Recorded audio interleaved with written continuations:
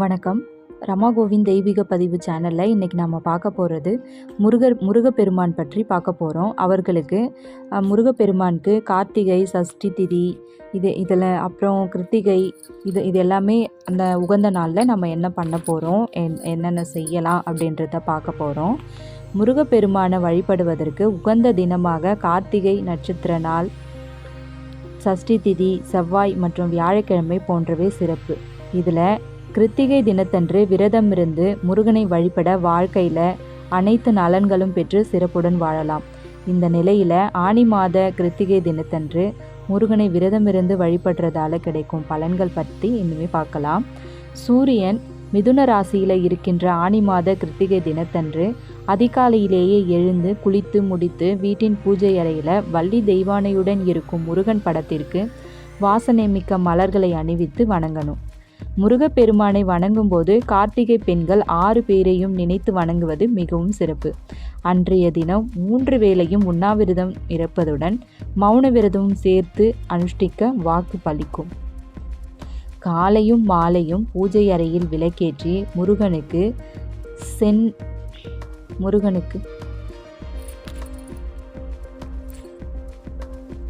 செந்நிற மாலைகளை சாற்றி வழிபட சிக்கல்கள் அனைத்தும் தீரும்.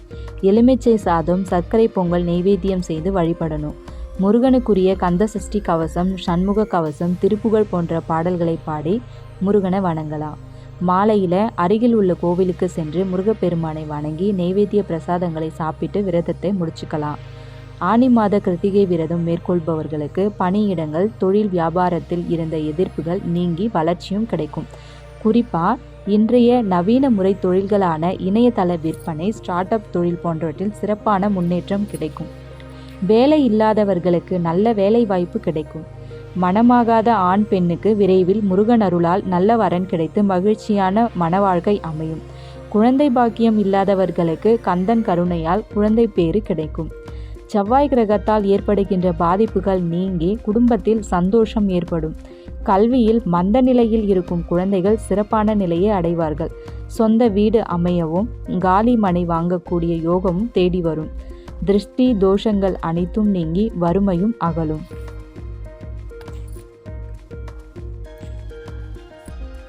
இந்த கிருத்திகை முருகனுக்கு மட்டும்தான் உகந்த நாளா அப்படின்னு பார்த்தோம்னா, பொதுவாக ஒரு மாதத்தில் வரும் சதுர்த்தி தினங்கள் விநாயகருக்கும், ஏகாதசி தினங்கள் பெருமாளுக்கும், பிரதோஷ தினங்கள் சிவபெருமானுக்கும், பௌர்ணமி அம்பிகைக்கும் உரிய வழிபாட்டு தினமாகும். இந்த தினத்தில் விரதமிருந்து வழிபடுவது மிகவும் விசேஷமானது.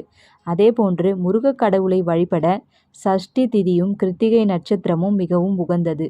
சிவபெருமானின் நெற்றிக்கண்ணிலிருந்து தோன்றிய சுடர்கள் 6 குழந்தைகளாக மாறின. அந்த 6 குழந்தைகளையும் கார்த்திகை பெண்களே வளர்த்து ஆளாக்கியதால் முருகனுக்கு உகந்த நட்சத்திரமாக கிருத்திகை நட்சத்திரம் விளங்குது.